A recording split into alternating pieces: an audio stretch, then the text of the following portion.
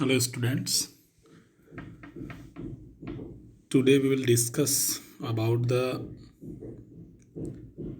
chapter because already we have studied the many chapters in this paper.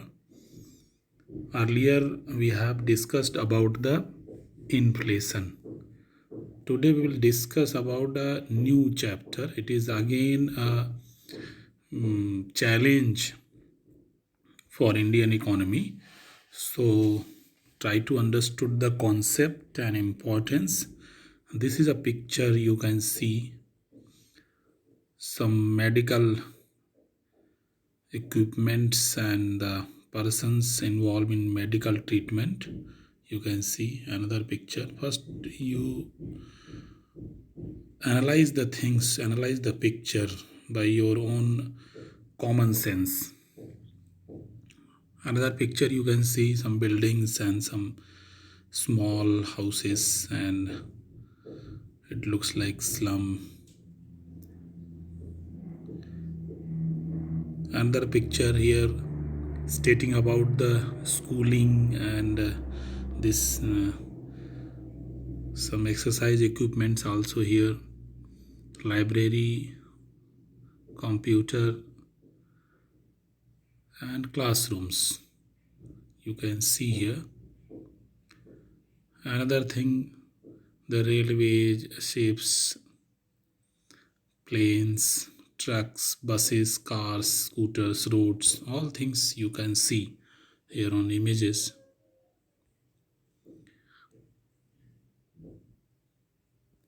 Energy situation,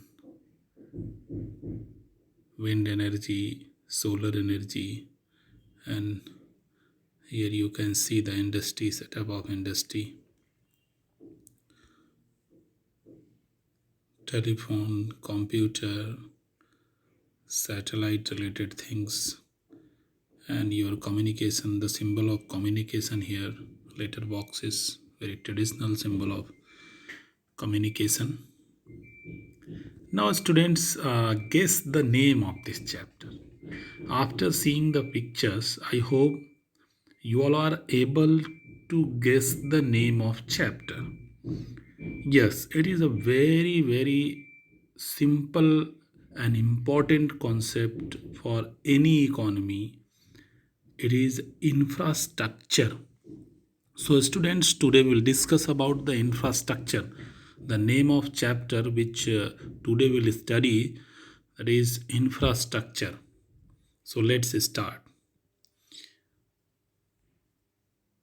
What is the meaning of infrastructure? Actually, infrastructure refers to all supporting activities, all amenities, all facilities which directly or indirectly improves your production process, quality of production, quantity of production, make things more smarter, easier, in very comprehensive concept, very broad concept. You should understood the meaning of infrastructure. A meaning here also you can see it is written. Now students, some classification in your book, NCERT book, is given regarding infrastructure. You can categorize in many parts, but in NCERT it has been categorized by writers of NCERT in two parts: social infrastructure and economic infrastructure. So we will discuss separately about the social infrastructure and economic infrastructure. First, we will discuss about the social infrastructure. Social infrastructure refers to the elements or things which are related to our society, which tends or maybe the cause for the change in society, like schooling, education system, hospitals, or many other, or you can say here you can't categorize very scientifically the things related to infrastructure in social and economic category, but here some examples given. Education, health. Basically, health and education will come under the social infrastructure, which serves as a foundation for the process of social development of a country. Many other things also you can keep here under the categorization of social infrastructure, but basically you should keep two things, two major or prime things, that is the education and hospital, and basically primary or basic education, basic health facility will come under the social infrastructure. Now, economic infrastructure. What is economic infrastructure? Things or elements which are responsible for economic changes like energy, power sector, communication, road facility, or urbanization related amenities. Many facilities you can include in this. Such things will come under the economic infrastructure, which serve as a foundation for the process of economic growth. Because in our society we can see the social growth and economic growth. So for the social growth, what are the factors responsible will come under the social infrastructure, and for economic growth, what may be the factor responsible for economic growth will come under the economic infrastructure. So it is more clear here, because you may face a question under 3-mark question about the difference between economic infrastructure and social infrastructure. So let's try to differentiate between economic infrastructure and social infrastructure. Number one difference is direct or inside effect. Economic infrastructure generally impacts economy from very inside, from core of economy, where you can see the direct impact on economy. Such infrastructure, the impact of such infrastructure you can see directly by your open eye in the economy. But here social infrastructure, you may not directly correlate with your growth of economy. It indirectly affects the economy of your country. So this is the first difference. Second, economic infrastructure may improve the quality of economic resources. And here, on the other hand, social infrastructure improves the quality of human resources. Okay. Third difference, expenditure on economic infrastructure will raise the stock of physical capital, but here on the other hand, expenditure on social infrastructure raise the stock of human capital. Okay.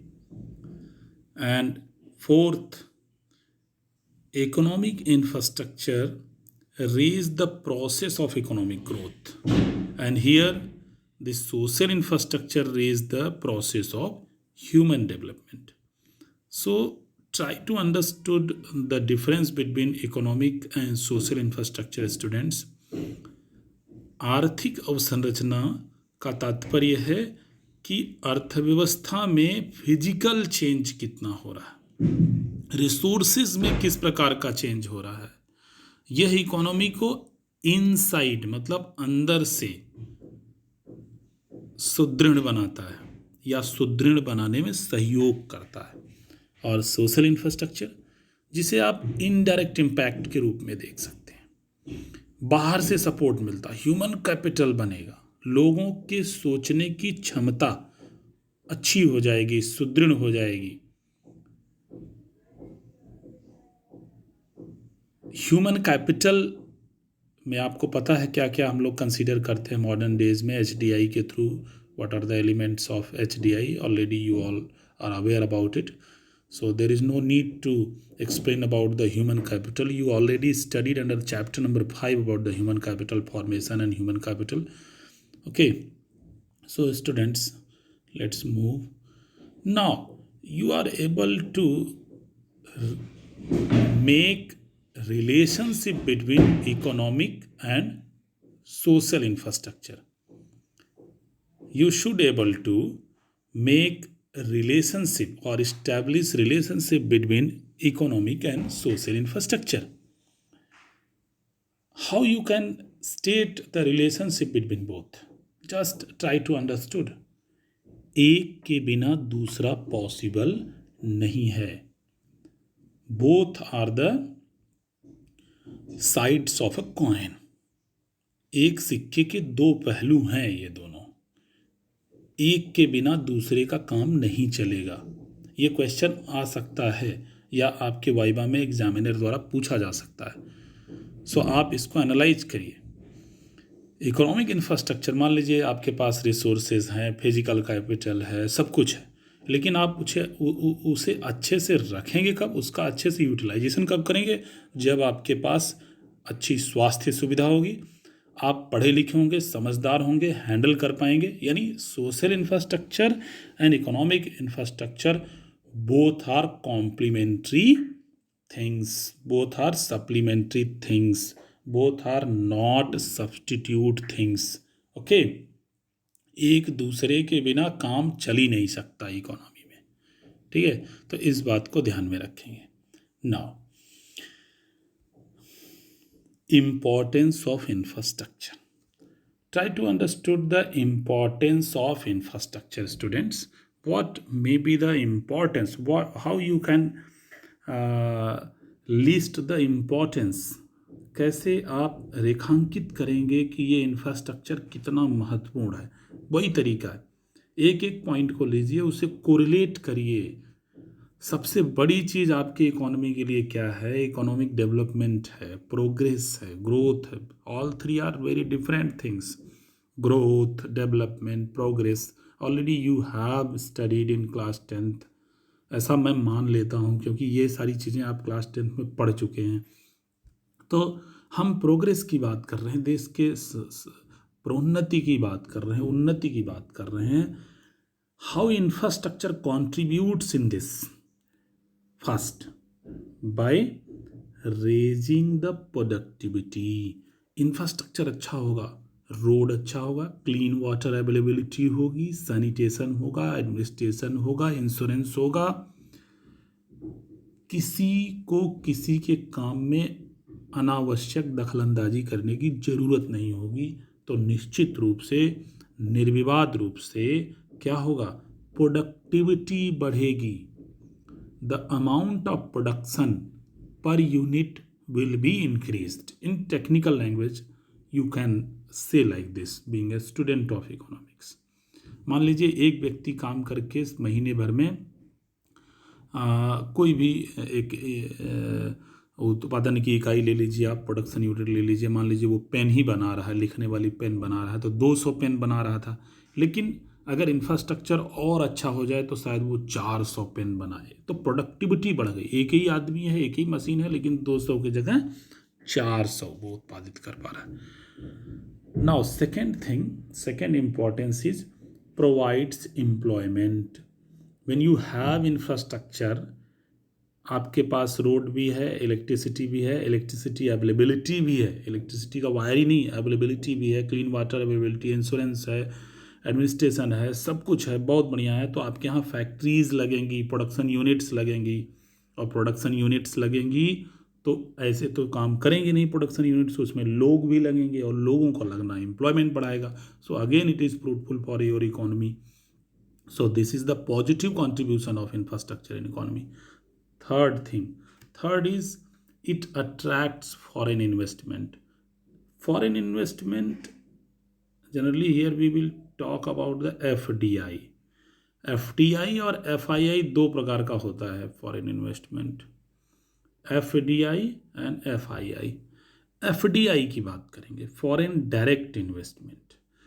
जो आपका infrastructure बहुत अच्छा होगा, when we have a very good quality, excellent level of infrastructure availability in our country, the foreign investors will attract to come in our country and establish a factory and start the production in any area where the infrastructure available। किसी भी क्षेत्र में जहाँ पे infrastructure available होगा, कोई भी विदेशी आके काम करना चाहेगा, फैक्ट्री लगाना चाहेगा। बिजनेस करने वाले लोग एक जगह बिजनेस करके छोड़ते थोड़ी हैं, उनको अपना बिजनेस का विस्तार करना रहता है। एक देश, दो देश, तीन देश, चार देश, पाँच, बहुत सारे देशों में करते हैं।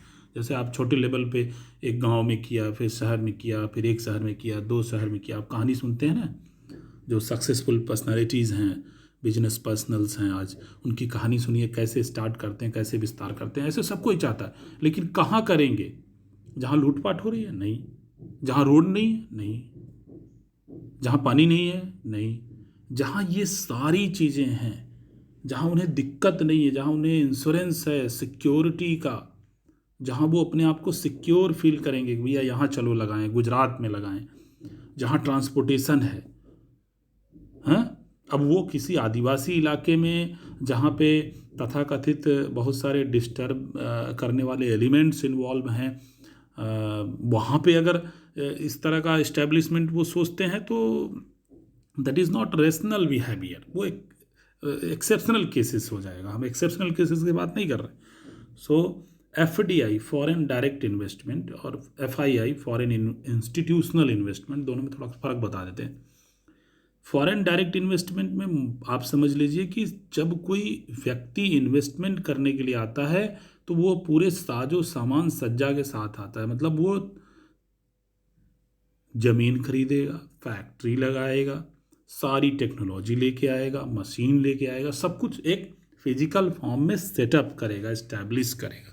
That type of investment is called FDI, foreign direct investment. और एफआईआई शेयर मार्केट में निवेश करेगा, कैपिटल मार्केट में निवेश करेगा, वो अपने देश में बैठे बैठे ऑनलाइन इन्वेस्टमेंट करेगा। So this is the difference between FDI and FII. अभी यहाँ पे इसको नहीं पढ़ना है, थोड़ा सा जिक्र हुआ तो मैंने बता दिया।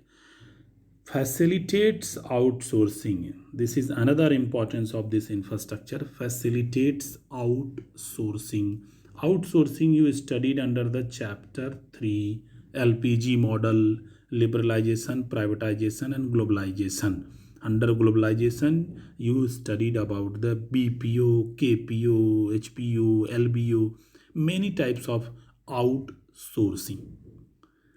भाई, अगर आपके पास इंफ्रास्ट्रक्चर है, in good look, you have the availability of good locality in all aspects, ठीक है, सभी प्रकार से, जैसे मुंबई है, कोलकाता है, लखनऊ है, दिल्ली है, बड़े बड़े शहर, बड़े बड़े शहरों में देखिए आप कॉल सेंटर, बड़ा फेवरेट एग्जांपल है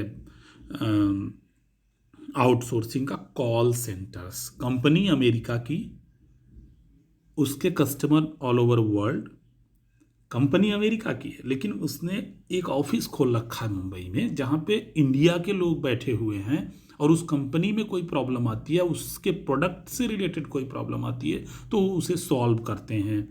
क्यों कर रहे हैं वो? इससे हमारा तो फायदा है ही, क्योंकि हमारे लोगों को रोजगार मिल रहा है। अमेरिका ये क्यों करेगा, या कोई और कंट्री ये क्यों करेगा, आउटसोर्सिंग क्यों करेगा? क्योंकि उनको सेफ्टी, सिक्योरिटी और सारी अमेनिटीज चीपेस्ट रेट पे मिल रहा है, including salaries whatever they are giving to their employees in call centres और आउटसोर्सिंग सेंटर्स। वहाँ पे यही काम करते हैं उनके लोग लगते, तो शायद उनको सैलरी ज़्यादा देनी पड़ती, उनको सब कुछ मिल रहा है, because we are living in globalised era. तो इट इज़ पॉसिबल, बहुत आसानी से ये संभव है कि कोई भी देश, कोई भी व्यक्ति उस स्थान पे अपना प्रोडक्शन कर पाए, उस स्थान से अपना क्रियाकलाप कर पाए जहाँ ये सबसे सस्ते और अच्छे तरीके से अवेलेबल हो। तो एक फ़ायदा ये भी है, ये भी इम्पोर्टेंस है, इट फैसिलिटेट्स द आउटसोर्सिंग, हाँ, which is good for our economy. Number 5 importance, it plays very important role in tourism.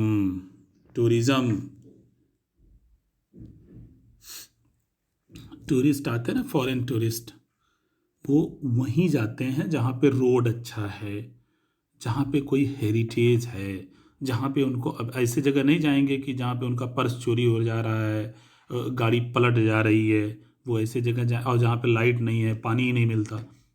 ये सारी सुविधाएं अगर रहेंगी तो टूरिज़्म भी अट्रैक्ट होगा, इंक्रीज होगा, और टूरिज़्म एफडीआई का फॉरेन एक्सचेंज प्राप्त करने का एक बड़ा अच्छा तरीका है।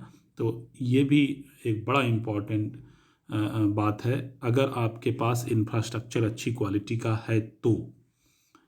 Now next is raises the size of market. बड़ा सिंपल सा एग्जांपल है students, it's a very important and very logical thing. जब आप किसी शहर में रहते हैं, शहर में रहने के लिए आप बाध्य इसलिए होते हैं कि जहाँ भी रह रहे थे इससे पहले वहाँ पे शायद वो सारी सुख और सुविधाएं दोनों नहीं अवेलेबल थी ऐसे एरिया में। लेकिन जब आप शहर जाते हैं तो वहाँ आपको रोड मिलता है, वहाँ पे आपको एजुकेशन मिलता है, आपको हेल्थ मिलता है, आपको सेफ्टी सिक्योरिटी मिलती है, इंश्योरेंस मिलता है, एडमिनिस्ट्रेशन मिलता है। ये सारी चीज़ें यदि थोड़ा सा बढ़ती हैं शहर के अगल बगल, आप देखिए जैसे इलाहाबाद या प्रयागराज की बात करें तो सिविल लाइन में सारी सुविधाएं हैं, उसके अगल बगल धीरे धीरे करके सुविधाएं बढ़ती गई और शहर का एरिया का विस्तार होता गया। ऐसे ही किसी भी देश के लिए किसी भी एरिया को डेवलप करने का एक अच्छा तरीका होता है कि इंफ्रास्ट्रक्चर डेवलप करो।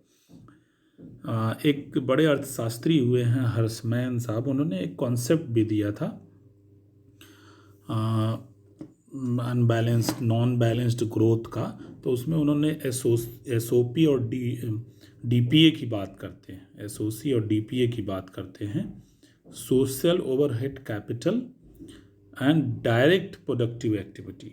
आपको बता देना क्योंकि आपका कॉन्सेप्ट क्लियर हो जाए, तो उस पर एक डिबेट है पूरी दुनिया में कि government should provide the infrastructure first और late free the entrepreneurs to come in any area, then after government should provide the infrastructure। ये बड़ा बात होता है, बड़ी बहस का मुद्दा है ये कि पहले सरकार को इंफ्रास्ट्रक्चर प्रोवाइड करना चाहिए या पहले उद्योगपति आए लगाए तब infrastructure.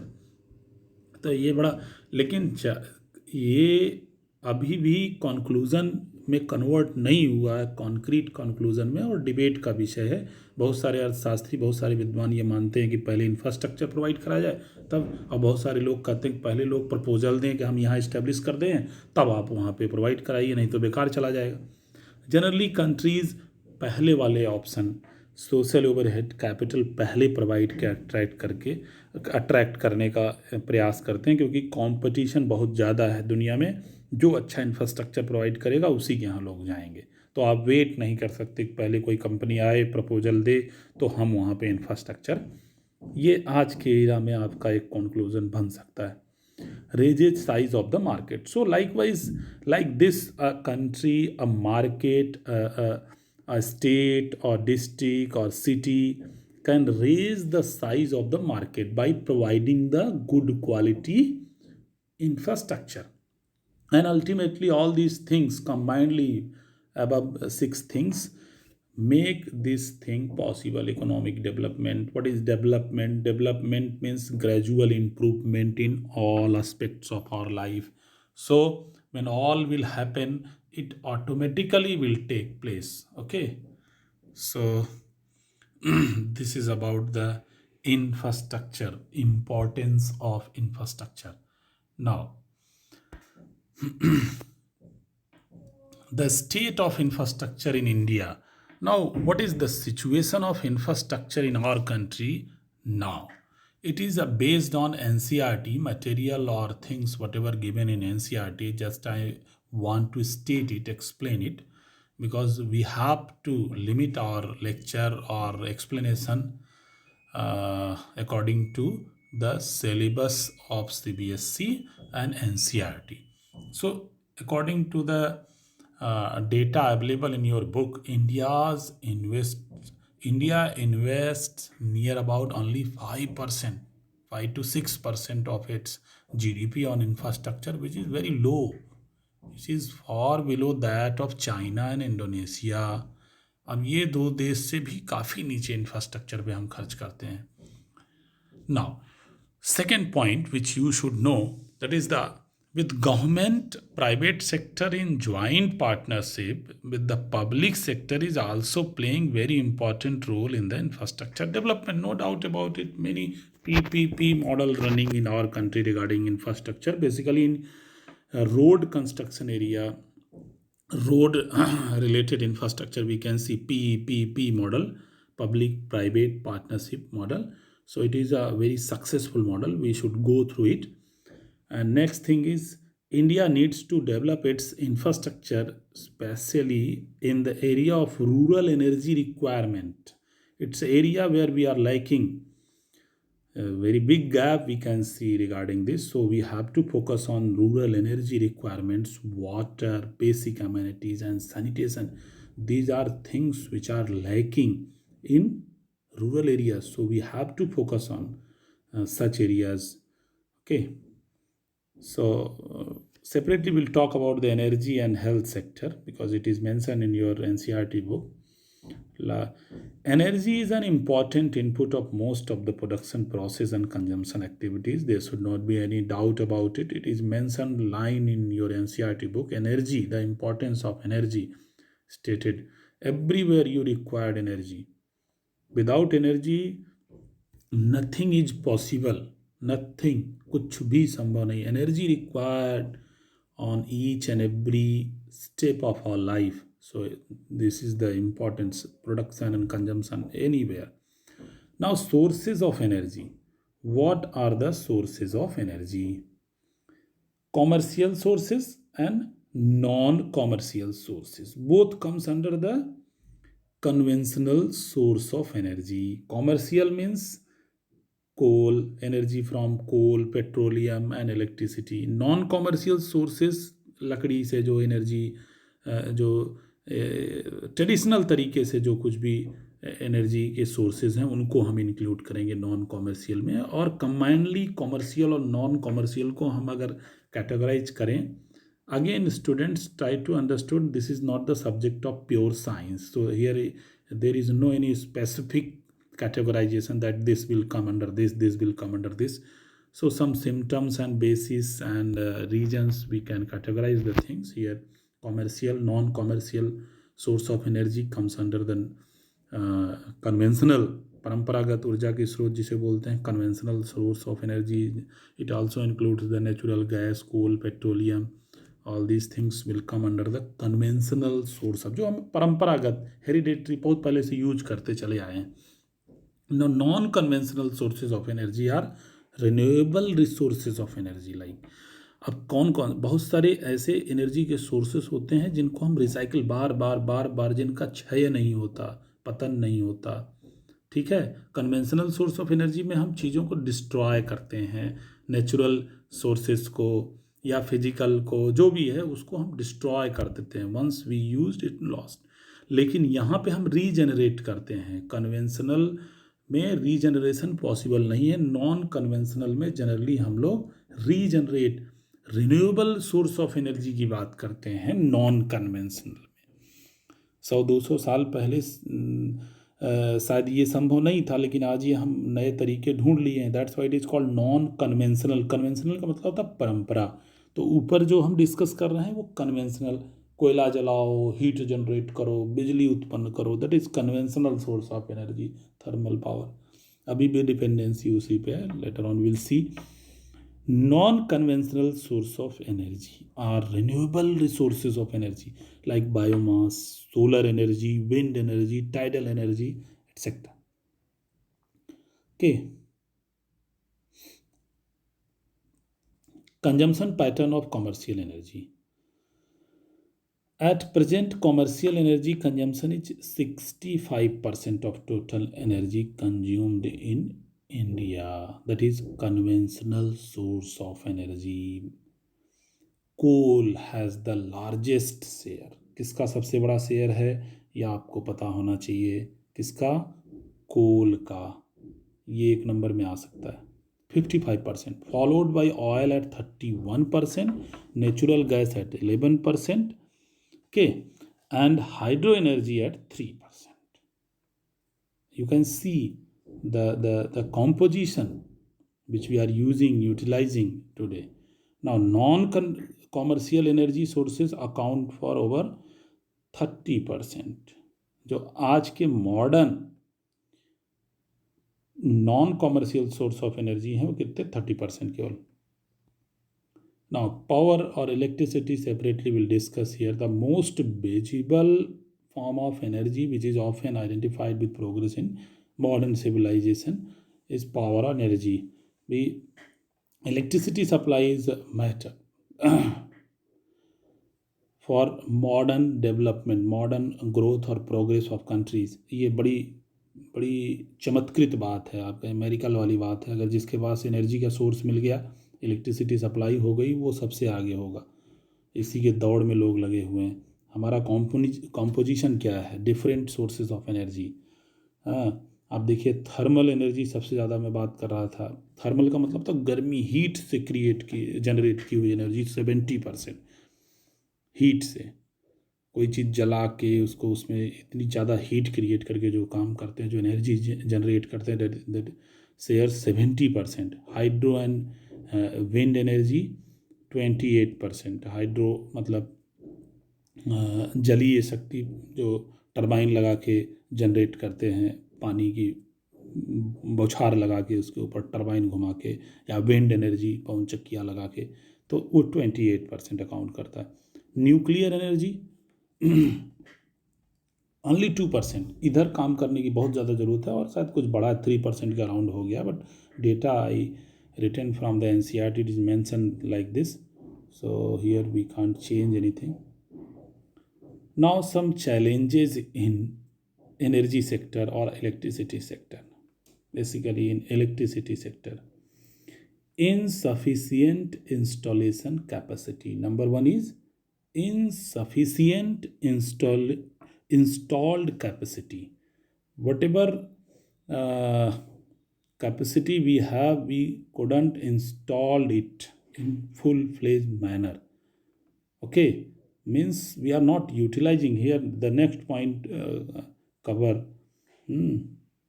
under utilization of capacity. Both are combinedly, it should be studied combinedly. Insufficient installed capacity and under utilization of capacity. मतलब हमारी जो क्षमता है इलेक्ट्रिसिटी के क्षेत्र में, वो भी हम नहीं कर पाते हैं. Third thing, losses incurred by state electricity boards. जितने स्टेट इलेक्ट्रिसिटी बोर्ड्स हैं, 2-4 को छोड़ दिया जाए, जितने भी हैं सब घाटे में चल रहे हैं. अब उसका कारण कुछ भी हो सकता है. उसका कारण करप्शन भी हो सकता है, बहुत सारे कारण हो सकते हैं, लेकिन सब लॉस में चल रहे हैं. तो this is another problem. Uncertain role of private sector. Government कहती है प्राइवेट सेक्टर अब इस बार ये करेगा, अब ज़्यादा बढ़ा दिया रोल, अब कम कर दिया रोल. अपनी सुविधा अनुसार गवर्नमेंट उसको चेंज करते रहते. There should be certainty in policy regarding the role of private sector in electricity sector.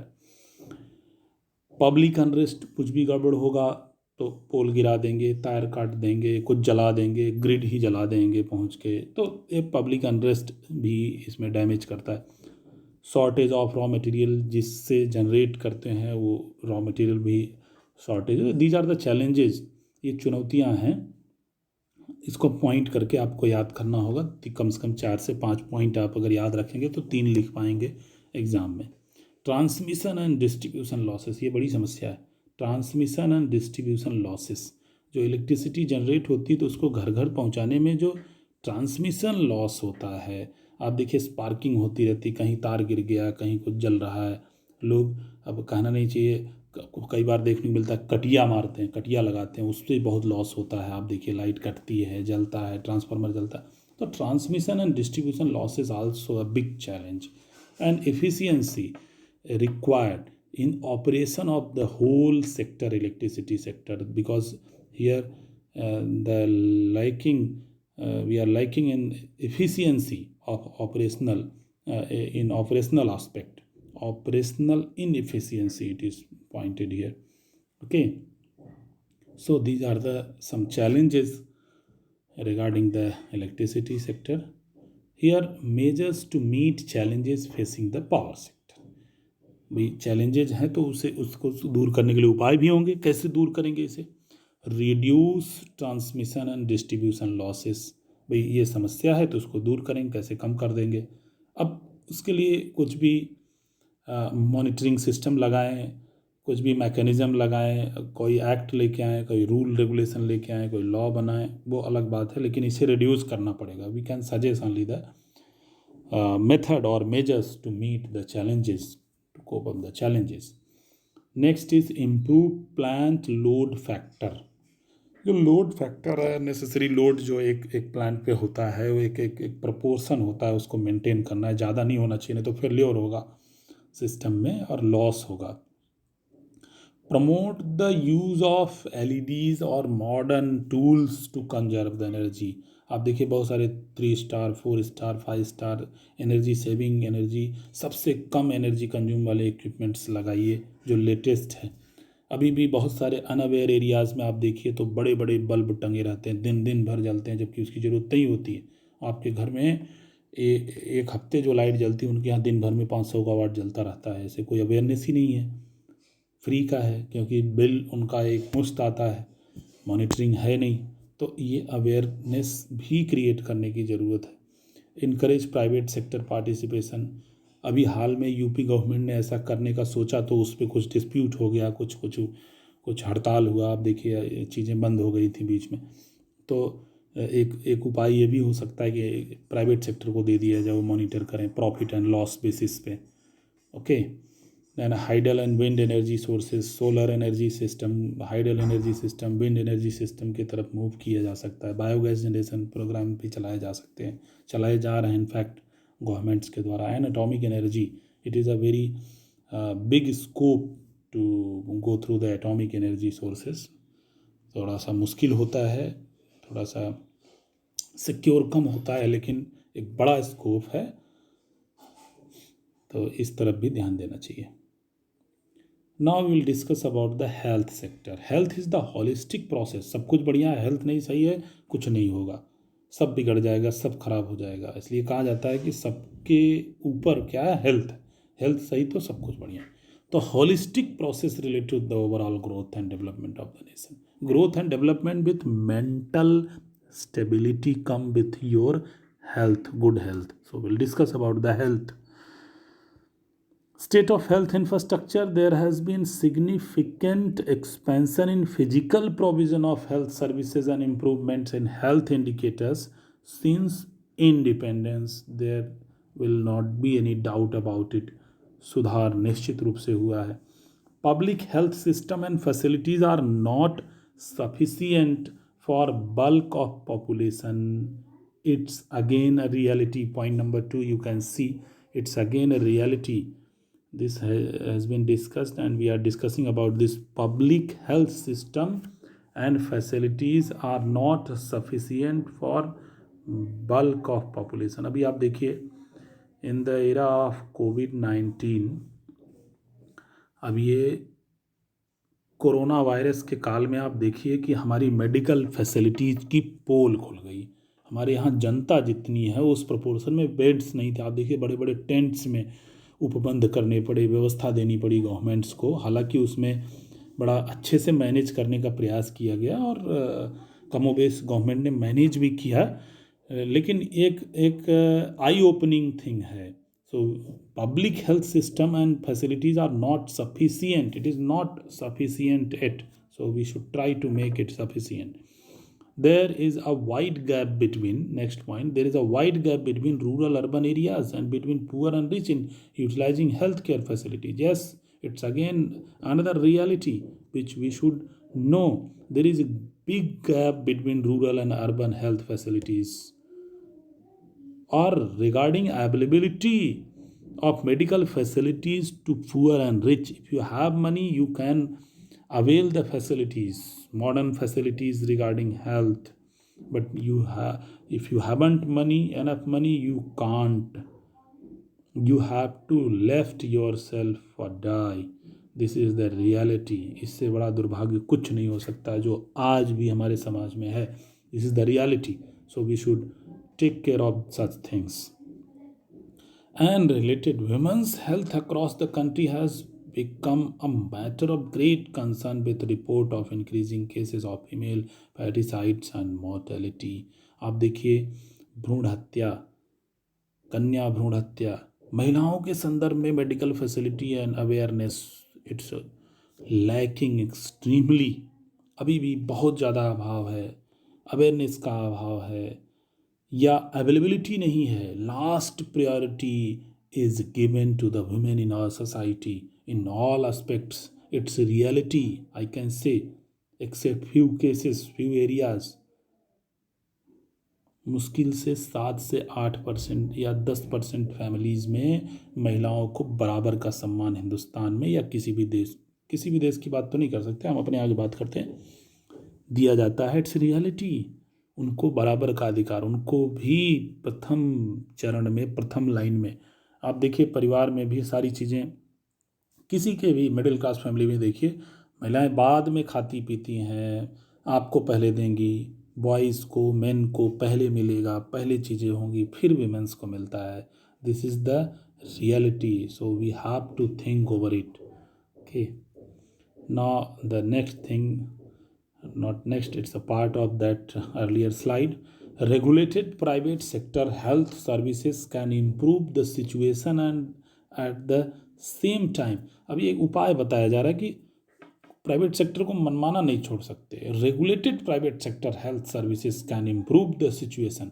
आप देखिए, कोविड-19 में भी बाद में गवर्नमेंट ने क्या किया, पहले गवर्नमेंट ने कहा गवर्नमेंट इंस्टीट्यूट करेंगे टेस्टिंग गवर्नमेंट, फिर प्राइवेट को अलाउ करना पड़ा ड्यू टू द प्रेशर, अपने इच्छा से, स्वेच्छा से नहीं किया, प्रेशर में आके किया। बट विथ फ्यू रेगुलेशंस, आप इतना ही पेमेंट लेंगे, ऐसे करेंगे, ऐसे करेंगे, ऐसे करेंगे, then you can improve the health situation. वही हुआ। आप देखिए, लाइव एग्जाम्पल इन द कोविड-19 era, regulated private sector health services can improve the situation, and the same time NGOs also involved in this pandemic era. NGOs and community participation, all things you can see. This is the recent example of COVID-19 pandemic. Private sector, the role of private sector, the role of NGOs and the role of community participation। बहुत सारे गांव में, मोहल्लों में, शहरों में वहाँ के युवक युवतियों द्वारा तरह तरह के ग्रुप बना के लोगों को खिलाना पिलाना, सहयोग देना, ये सारे काम हुए। This is very important to providing the health care facilities and access the health awareness। Okay, a system which is our conventional and traditional system, we should go through it. It is mentioned here, it is very important for your exam point of view. It may ask the full form of Ayush Mantralaya we have in our government. Indian System of Medicine, okay, ISDM. Ayush, it involves six things: Ayurveda, Yoga, Naturopathy, Unani, Siddha, Homeopathy. These are needs to be explored। और हमको इस पे ध्यान देना है। हमको अपनी पुरानी ट्रेडिशनल सिस्टम पे विश्वास करना है, इस पे और ध्यान देना है। और यही सिस्टम आप देखिए इस पैंडेमिक में काम आया है।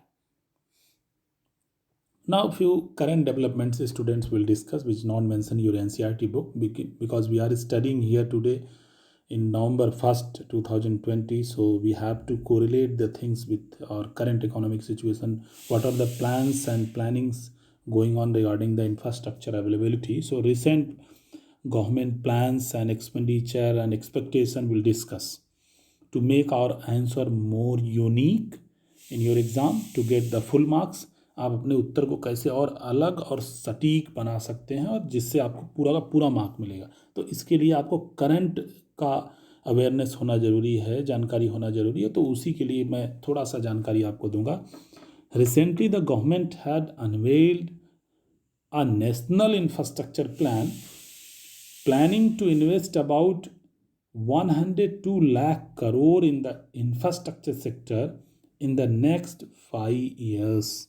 In the next 5 years, from 1920 to 2024-25 to achieve the GDP target. How much? This is another fact which you have to remember. $5 trillion. ये बड़ा चर्चा में रहा था, बजट पेश करी थी जब अपनी हमारे देश की वित्त मंत्री निर्मला सीतारमन जी, तो उन्होंने कहा था कि हमारा टारगेट है 2025 तक इकोनॉमी को 5 trillion economy banana. Okay, so this objective will be fulfilled when we have a good quality infrastructure. How? Let's see. The National Infrastructure Pipeline (NIP) captures the infrastructure vision of the country for the period 5-year 2025 and is the first ever such exercise undertaken. ये बड़ी अच्छी बात भी है और ये एक थोड़ा सा ये सोचनीय बात भी है कि अभी तक कुछ ऐसा किया नहीं गया था जो पहली बार किया गया कि कितना खर्च करेंगे। एक नेशनल इंफ्रास्ट्रक्चर पाइपलाइन प्रोजेक्ट रखा गया जिसमें ये कॉन्क्रीट तरीके से, कॉम्प्रिहेंसिव तरीके से बात की गई कि कितना खर्च करेंगे। To achieve the vision of making India a 5 trillion economy by 2024-25, India needs to spend about $1.4 trillion over these years on infrastructure. This is the relationship between infrastructure and economic growth. कितना चाहिए? $1.4 trillion अगर infrastructure पे खर्च करेंगे तभी आपकी economy 2025 तक 5 trillion economy बन पाएगी। This is the condition, this is the calculation of government of India and this is the projection also. Okay, so try to understood this relationship between infrastructure and growth of country. Now, what are the objectives of this program regarding infrastructure? Okay, national infrastructure pipeline क्या कहता है? is expected to, what it is expected to enable well prepared infrastructure projects which will create jobs, improves ease of living and provides equitable access to infrastructure, thereby making growth more inclusive. सबको मिले, समाज के निचले तबके तक सुविधा मिलनी चाहिए। That is the inclusive growth. It's not only growth, it's about the inclusive growth. You can't left your 80 to 90% population. You have to take them also. उनको भी साथ लेके चलना होगा, उनको छोड़ नहीं सकते। And National Infrastructure Pipeline intends to facilitate supply side interventions in the infrastructure development to boost the short term as well as potential GDP.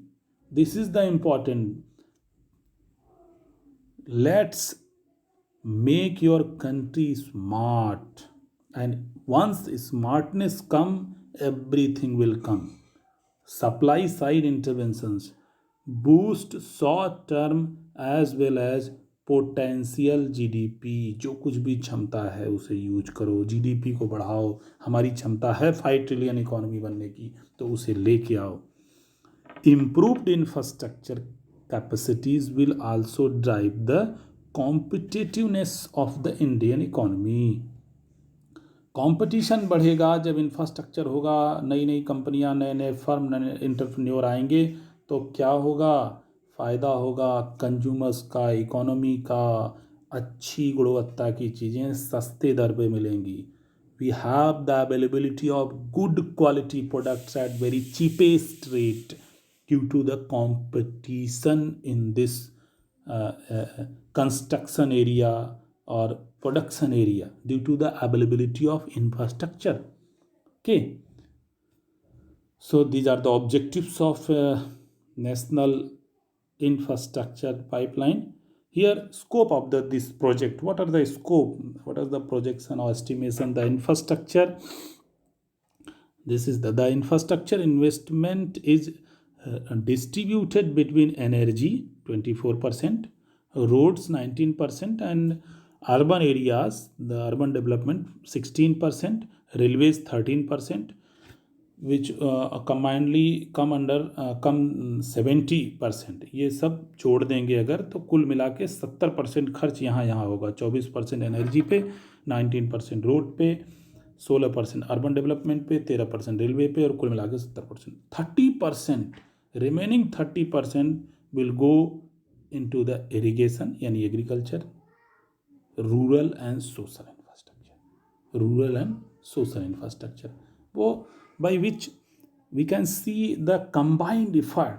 देखो कॉन्क्रीट एफर्ट, एक कॉन्क्रीट एफर्ट पहली बार किया गया.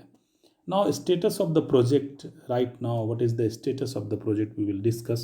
Around 42% of national infrastructure pipeline projects are now undertaken at the level of implementation, while 31% are the conceptualisation stage. अभी उस पर बात विचार, उसका एक खाका तैयार किया जा रहा है. 31%, but 42% started at implementation level. Very good.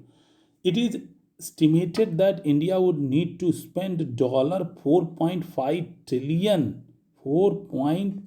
trillion on infrastructure by 2030. This is another fact which you should remember.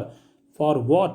For sustainable development, sustained growth. Next chapter we will discuss about the sustainable development. So students, remember these facts to make your answer more complete, more smart, updated. Okay. Now, how we can conclude this whole chapter of infrastructure with few suggestions. I will try to conclude it. It is not easy to conclude the such topic where we have to discuss about the social dimensions, economic dimensions, and many if and buts are also. But I am trying to conclude this chapter here. For smooth and fast development, India needs adequate and timely investment in quality infrastructure. काम चलाओ infrastructure नहीं, quality infrastructure होना चाहिए. Road ऐसा बनवाओ कि रोज रोज टूटे न, बिजली के तार ऐसे लगाओ रोज रोज टूटे न, खंबे ऐसे लगाओ जो रोज रोज टूटे न, स्ट्रीट लाइट ऐसे लगाओ जो रोज रोज टूटे न. Quality infrastructure must be available. Okay. Well developed infrastructure enhances the level of economic activity, creates additional fiscal space by improving the revenue base. If everything will be okay, the tax which government takes from the public will increase automatically on the basis of activities. Okay. Revenue base भी बढ़ेगा government का, and ensures the quality of expenditure focused on productive areas.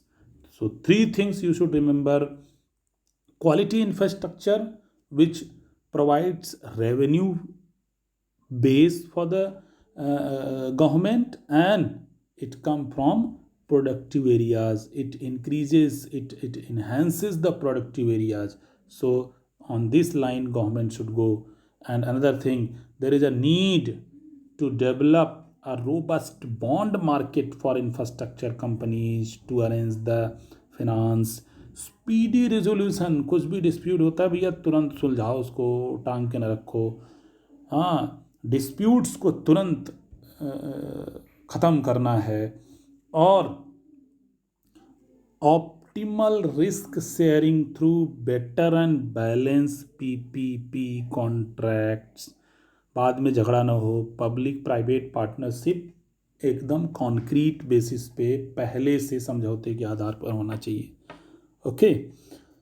And price level, appropriate price level पर infrastructure business personal के लिए available हो. Infrastructure के भाई बहुत सारे बिजनेस पर्सन इंफ्रास्ट्रक्चर डेवलप करने के लिए चाहिए ना, तो उनको भी आप एक स्पेस दीजिए, एक सुविधा दीजिए, सहूलियत दीजिए. उनको न लगे कि वो आके आपके यहाँ फंस जाएंगे.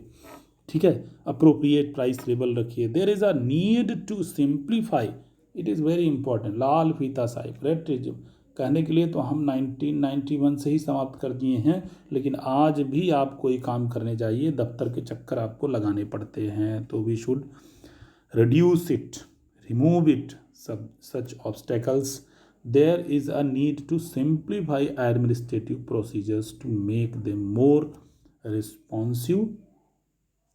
ज़्यादा रिस्पॉन्सिबल बनाइए, रिस्पॉन्स करें लोग अच्छे से, सहयोग करें ऑफिसेस में बैठे लोग चीज़ों को, प्रोजेक्ट को लगाने के लिए, इंफ्रास्ट्रक्चर डेवलपमेंट करने के लिए। तो this is the conclusion. Now if you have any question you can ask through mail. You all have my mail id, you all have my WhatsApp number, you can WhatsApp me. By many ways you can ask the questions, okay? And this is my website. From here you can make your notebook for this chapter, okay? Already the address you all have, okay? With this,